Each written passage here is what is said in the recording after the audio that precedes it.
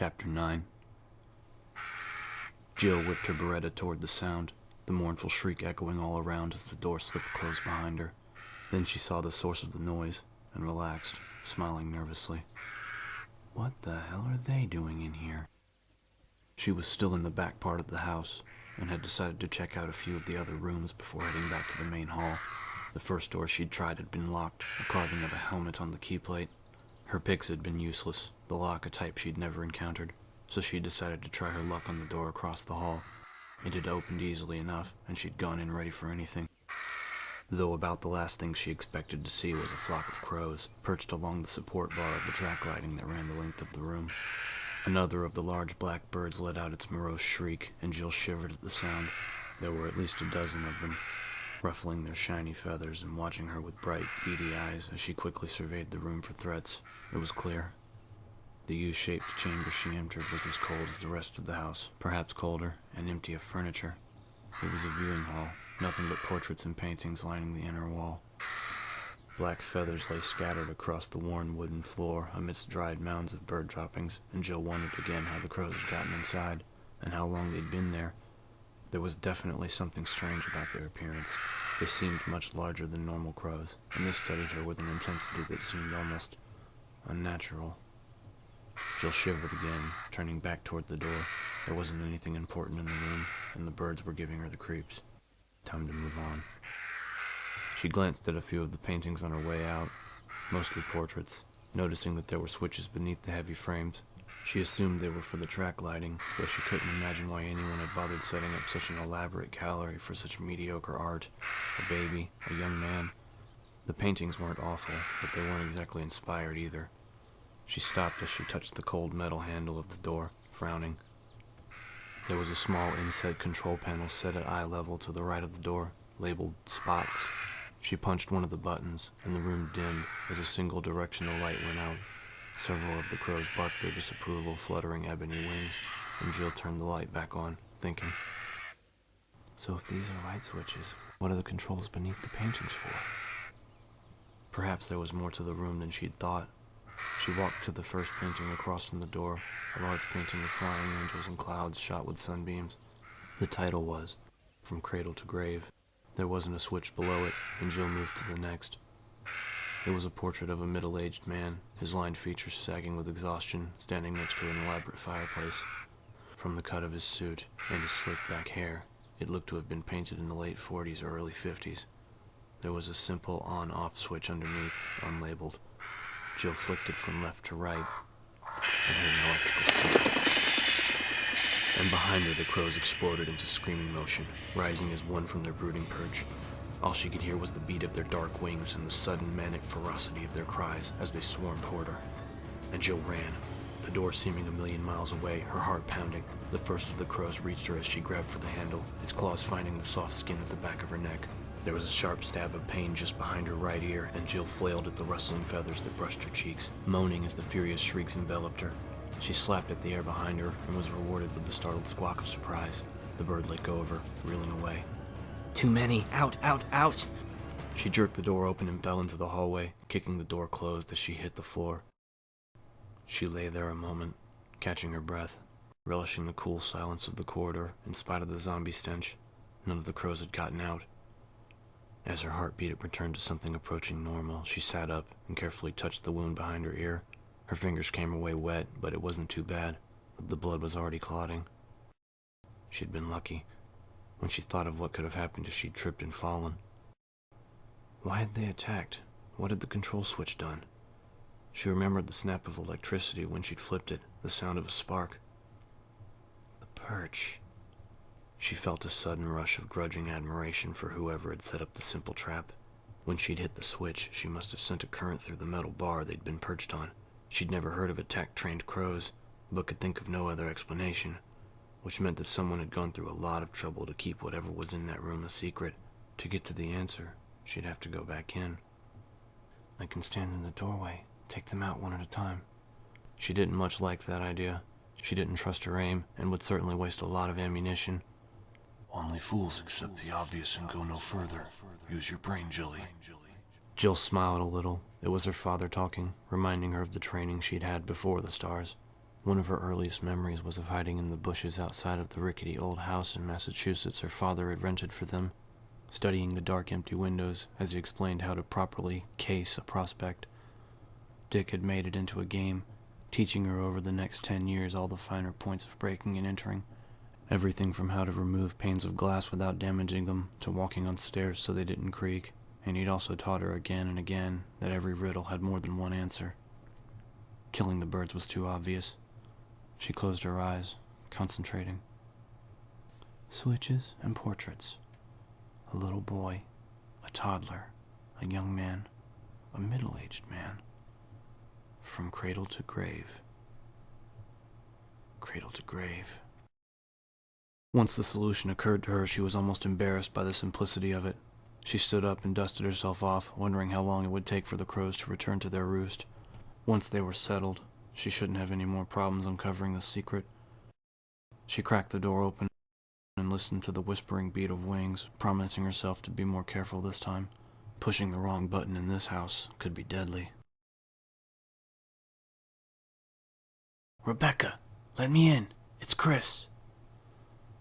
There was the sound of something heavy sliding against the wall, and the door to the storage room creaked open. Rebecca stepped away from the entrance as he hurried inside, already pulling the diary out of his vest. I found this journal in one of the rooms, he said. It looks like there was some kind of research going on here. I don't know what kind, but... Virology, Rebecca interrupted, and held up a stack of papers, grinning. You were right about there being something useful in here. Chris took the papers from her and skimmed the first page. As far as he could tell, it was a foreign language made out of numbers and letters. What is this stuff? DH5A MCR? You're looking at a strain chart, Rebecca said brightly. That one's a host for generating genomic libraries containing methylated cytosine or adenine residues, depending. Chris cocked an eyebrow at her. Let's pretend that I have no idea what you're talking about, and try again. What did you find? Rebecca flushed slightly and took the pages back from him. Sorry. Basically, there's a lot of, stuff in here on viral infection. Chris nodded. That I understand. A virus. He quickly flipped through the journal, counting the dates from the first report of the accident in the lab. On May 11th, there was some kind of spill or outbreak in the laboratory on this estate. Within 8 or 9 days, whoever wrote this had turned into one of those creatures out there. Rebecca's eyes widened. Does it say when the first symptoms appeared? Looks like within 24 hours, he or she was complaining of itchy skin, swelling and blisters within 48 hours. Rebecca paled. That's... wow. Chris nodded. Yeah, my thoughts exactly. Is there any way to tell if we could be infected? Not without more information. All of that, Rebecca motioned at the trunk full of papers, is pretty old, 10 years plus, and there's nothing specific about application, though an airborne with that kind of speed and toxicity. If it was still viable, all of Raccoon City would probably be infected by now. I can't be positive, but I doubt it's still contagious. Chris was relieved for himself and the rest of the team, but the fact that the zombies were all victims of a disease. It was depressing, whether it was a disaster of their own making or not. We have to find the others, he said. If one of them should stumble across the lab without knowing what's there. Rebecca looked stricken at the thought, but nodded gamely and moved quickly toward the door. Chris decided that with a little experience, she'd make a first-rate STARS member. She obviously knew her chemistry, and even without a gun, she was willing to leave the relative safety of the storage room in order to help the rest of the team. Together they hurried through the dark, wooded hallway, Rebecca sticking close to his side. When they reached the door back to the first hallway, Chris checked his Beretta, and then turned to Rebecca. Stay close. The door we want is to the right and at the end of the hall. I'll probably have to shoot the lock, and I'm pretty sure there's a zombie or two wandering around, so I'll need you to watch my back. Yes, sir, she said quietly, and Chris grinned in spite of the situation. Technically, he was her superior. Still, it was weird to have it pointed out. He opened the door and stepped through, training his gun on the shadows straight ahead, and then down the hall to the right. Nothing moved. Go, he whispered, and they jogged down the corridor, quickly stepping over the fallen creature that blocked their path. Rebecca turned to face the open stretch behind them as Chris rattled the doorknob, hoping vainly that it had unlocked itself. No such luck. He backed away from the door and took careful aim. Firing at a locked door wasn't as easy or safe as it looked in the movies. A ricochet off of metal at such close range could kill the shooter. "Chris!" He glanced over his shoulder and saw a shambling figure at the other end of the hall moving slowly toward them. Even in the dim light, Chris could see that one of its arms was missing. The distinctive odor of decay wafted toward them as the zombie moaned thickly, stumbling forward. Chris turned back to the door and fired, twice. The frame splintered, the inset metal square of the lock revealed in a spray of wood chips. He jerked at the knob and the lock gave way, the door swinging open. He turned and grabbed at Rebecca's arm, hustling her through the doorway as he pointed the Beretta back down the hall. The creature had made it halfway, but was stopped at the lifeless body of the zombie that Chris had killed earlier. Even as Chris watched in horror and disgust, the one-armed zombie dropped to its knees and plunged its remaining hand into the other's crushed skull. It moaned again, a wet, phlegmy sound, and brought a handful of slushy gray matter to its eager lips. "Oh, man." Chris shuddered involuntarily and hurriedly stepped through to join Rebecca, closing the door on the gruesome scene. Rebecca was pale but seemed composed, and again Chris admired her courage. She was young but tough, tougher than he'd been at 18. He took in the hall at a glance, immediately noticing the changes. To their right, about 20 feet away, was a corpse of one of the creatures, the top of its head blown away. It lay face up, the deep sockets of its eyes filled with blood. To their left were the two doors that Chris hadn't tried when he'd first come to investigate. The one at the very end of the hall was standing open, revealing deep shadows. "At least one of the stars came this way, probably looking for me." "Follow me," he said softly, and moved toward the open door, holding the Beretta tightly. He wanted to get back to the main hall with Rebecca, but the fact that one of his team must have gone through the opening deserved a quick look. As they passed the closed door on the right, Rebecca hesitated. "There's a picture of a sword next to the lock," she whispered. He kept his attention on the darkness just past the open door, but realized as she spoke that there were too many ways for them to get sidetracked. He didn't think the rest of the team was still waiting for him, but his original orders had been to report back to the lobby. He shouldn't be leading an unarmed rookie into unknown territory without at least checking. Chris sighed, lowering his weapon. "Let's get back to the main hall," he said. "We can come back and check it out later." Rebecca nodded, and together they walked back toward the dining room, Chris hoping against hope that someone would be there to meet them. Barry pointed his Colt toward the crawling ghoul and fired, the heavy round splattering the thing's mushy skull into liquid even as it reached for his boot. Tiny drops of wetness splashed his face as the zombie spasmed and died. Scowling, Barry wiped at his skin with the back of his hand. The tiny white tiles of the kitchen wall got it much worse, rivulets of red coursing down the grouted tracks and pooling to the faded brown linoleum. Still, it was pretty disgusting. Barry lowered the revolver, feeling the ache in his left shoulder. The door upstairs had been solidly locked. He had the bruises to prove it, and staring down at the zombie hash in front of him, he realized that he was going to have to go back up and break down another one. If he hadn't been certain before, he was now. Chris hadn't come this way. If he had, the crawling creature would have already been history. "So where the hell are you, Chris?" Of the 3 locked doors, Barry had picked the one at the end of the hall on pure instinct. He'd ended up in a dark, silent hall that led past an empty elevator shaft and down a narrow set of stairs. The bare white kitchen at the bottom had seemed deserted, the counters thick with dust and corrosion stains on the walls. No sign of recent use, no sign of Chris, and the single door across from the sink had been locked. He'd been about to leave when he'd noticed the trails of disturbed dust on the floor and followed them. Sighing heavily, Barry stepped over the stinking monster, a final check before he headed back up for door number 2. There were some stacked crates and the same old-fashioned elevator shaft, also empty. He didn't bother with the call button since the one upstairs hadn't worked. Besides, judging from the rust on the metal grate, no one had used it in quite a while. He turned back the way he'd come, wondering how Jill was making out. The sooner they could get away, the better. Barry had never disliked any place as much as he did this mansion. It was cold, it was dangerous, and it smelled like a meat locker that had been unplugged for a week. He generally wasn't the type to frighten easily or let his imagination get out of hand, but he half expected to see some white-sheeted spook rattling chains every time he turned around. There was a distant echoing clatter behind him. Barry spun, a knot of dread in his gut as he pointed his weapon randomly at the empty air, his eyes wide and mouth dry. There was another metallic clatter followed by a low, throbbing hum of machinery. Barry took a deep breath and blew it out slowly, getting a hold of himself. Not a disembodied spirit after all. Someone was using the elevator. Who? Chris and Wesker are missing, and Jill's in the other wing. He stayed where he was, lowering the Colt slightly as he waited. He didn't think the ghouls were smart enough to work the buttons, let alone open the gate, but he didn't want to take any chances. He was a good 20 feet from where the booth would open, assuming it stopped in the basement, and would have a clear shot at whoever stepped around the corner. A glimmer of hope sparked through his confusion.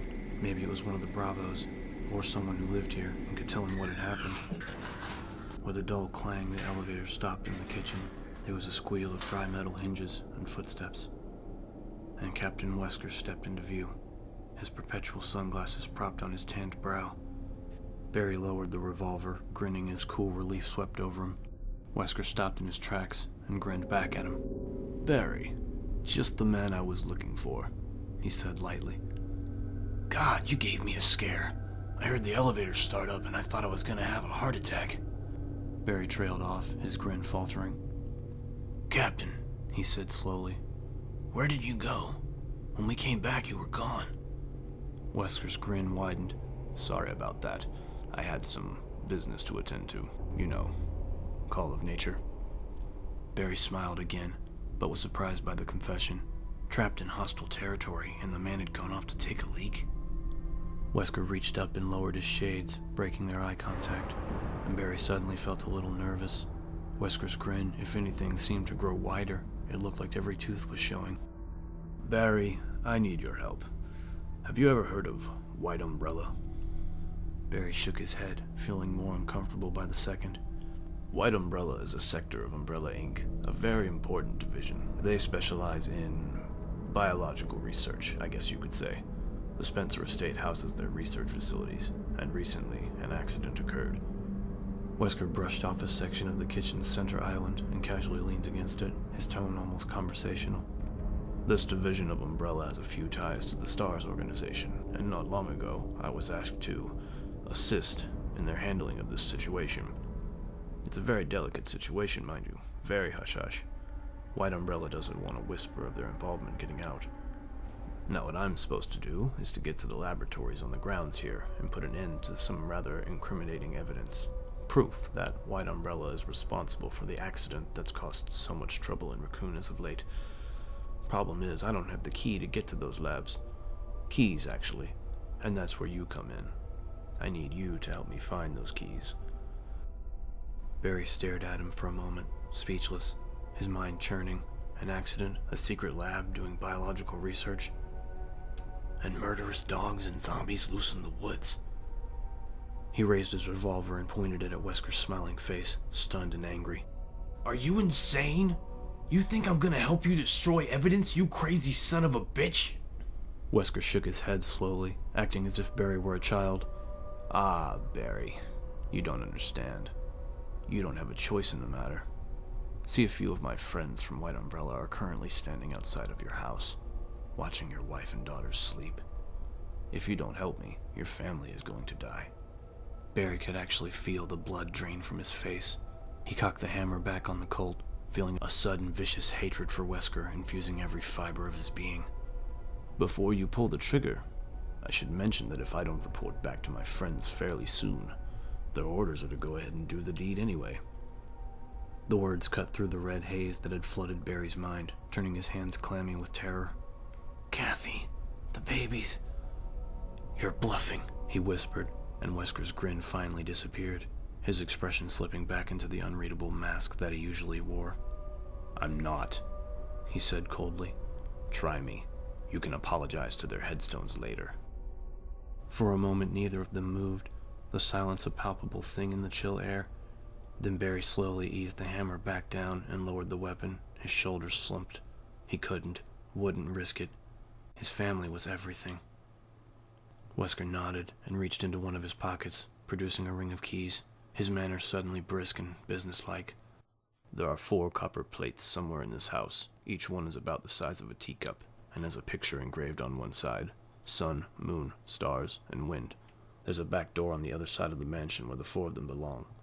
He unlocked a key from the ring and set it on the table, sliding it across to Barry. "This should open all the doors in the other wing, or at least the important ones, 1st and 2nd floor. Find those pieces for me, and your wife and children will be fine." Barry reached for the key with numb fingers, feeling weak and more afraid than he'd ever been in his life. "Chris and Jill?" will undoubtedly want to help you search. If you see either of them, tell them that the back door you've discovered could be the way out. I'm sure they'll be more than happy to work with their trusted friend, good old Barry. In fact, you should unlock every door you can, in order to promote a more thorough job." Wesker smiled again, a friendly half-grin that belied his words. "Of course, you tell them you've seen me. That could complicate matters. If I run into trouble, say, get shot in the back, well, enough said. Let's just keep this to ourselves." The key was etched with a little picture, a chest plate for a suit of armor. Barry slipped it into his pocket. "Where will you be?" "Oh, I'll be around. Don't worry. I'll contact you when the time is right." Barry looked at Wesker pleadingly, helpless to keep the wavering fear out of his voice. "You'll tell them that I'm helping you, right? You won't forget to report." Wesker turned and walked toward the elevator, calling out over his shoulder. "Trust me, Barry. Do what I tell you, and there's nothing to worry about." There was the rattle of the elevator's gate opening and closing, and Wesker was gone. Barry stood a moment longer, staring into the empty space where Wesker had been, trying to find a way out of the threat. There wasn't one. There was no contest between his honor and his family. He could live without honor. He set his jaw and walked back toward the stairs, determined to do what he had to do to save Kathy and the girls. Though when this was over, when he could be sure they were safe, "There won't be any place for you to hide, Captain." Barry clenched his giant fists, knuckles whitening, and promised himself that Wesker would pay for what he was doing, with interest.